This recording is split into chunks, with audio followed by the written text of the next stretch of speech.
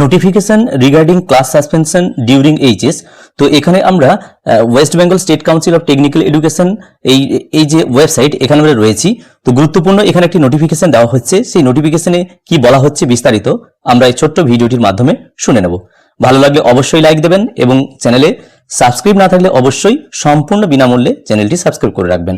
তো চলে আসছি আমরা নোটিফিকেশনে। তো নোটিফিকেশন ডাউনলোড হয়ে এসেছে। আমরা দেখছি West Bengal state council of technical and vocational education and skill ডেভেলপমেন্টের পক্ষ থেকে গত 6/2/2026 তারিখ মেমো নম্বর সহ এই গুরুত্বপূর্ণ নোটিফিকেশন বা বিজ্ঞপ্তি এখানে জারি করা হয়েছে।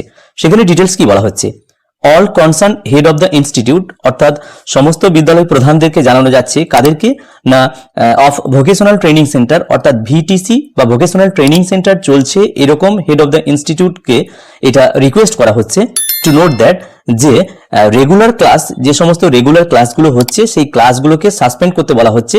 অর্থাৎ নিয়মিত ক্লাস যেগুলো চলছে সেগুলোকে বিরত রাখতে বা বন্ধ রাখতে বলা হচ্ছে। কোন ডেটে না ডেট অফ এক্সামিনেশন, পরীক্ষার দিনগুলিতে এই রেগুলার ক্লাসগুলোকে সাসপেন্ড করে দেওয়া হয়েছে, বন্ধ রাখা হয়েছে। কাদের জন্য বলা হচ্ছে, দোজ ইনস্টিটিউট যাদের ক্ষেত্রে এই এইচএস ভোকেশনাল সেমিস্টার 4 এবং অ্যানুয়াল সিস্টেম এক্সামিনেশন 2026 এটা চলবে, যে সমস্ত ইনস্টিটিউটের ক্ষেত্রে বা যে সমস্ত ভোকেশনাল ট্রেনিং সেন্টারের ক্ষেত্রে তাদের হেড অফ দ্য ইনস্টিটিউটকে এটা রিকোয়েস্ট করা হচ্ছে যে সমস্ত নিয়মিত ক্লাসগুলো চলছে সেগুলোকে বন্ধ রাখবেন।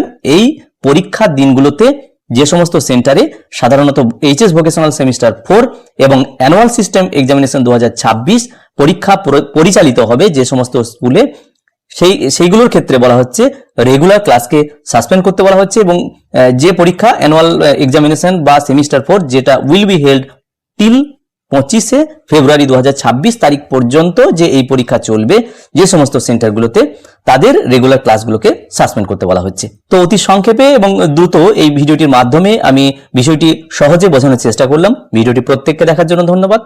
প্রত্যেকে ভালো থাকুন, সুস্থ থাকুন।